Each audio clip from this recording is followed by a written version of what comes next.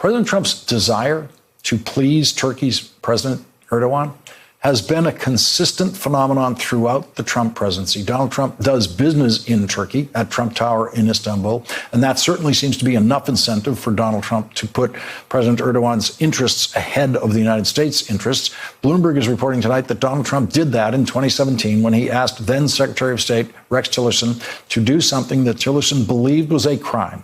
What Donald Trump wanted then was a favor to both the president of Turkey and a favor to Rudy Giuliani at the same time. Bloomberg reports President Donald Trump pressed then Secretary of State Rex Tillerson to help persuade the Justice Department to drop a criminal case against an Iranian Turkish gold trader who was a client of Rudy Giuliani, according to three people familiar with the 2017 meeting in the Oval Office. Tillerson refused, arguing it would constitute interference in an ongoing investigation of the trader, Reza Zarrab, according to the people.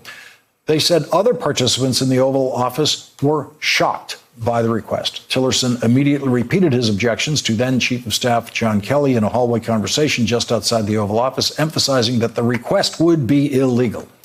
Rudy Giuliani was then part of the legal team defending Reza Zarrab in a federal prosecution in New York City on charges of violating U.S. sanctions against Iran's nuclear program.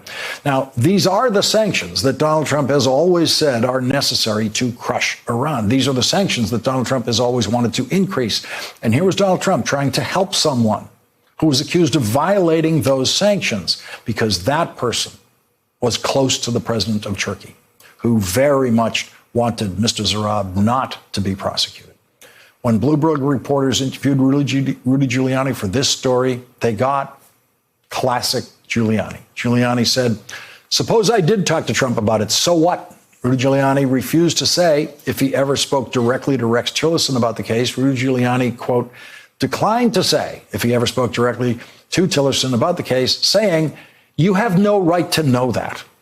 There is also big news tonight about the whistleblower, and it is news that you can completely ignore because the whistleblower no longer matters. What matters is that every relevant fact that the whistleblower wrote in his whistleblower report has proven true, and everything the whistleblower wrote in a two-page memo to himself, in which he quickly wrote down the very first things that he heard about the president's phone call with the president of Ukraine.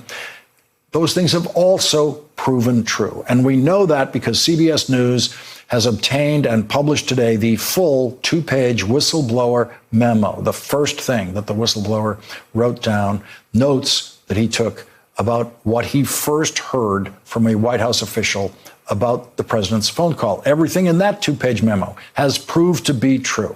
And none of it matters in the memo because we have the rough transcript of the president's phone call, which is what the House of Representatives is going to use in an article of impeachment. They are going to use not the whistleblower's words. They are going to use the president's own words as they appear in that White House record of that phone call. Thanks for checking out our YouTube channel. Subscribe by clicking on the button below for more from The Last Word and the rest of MSNBC.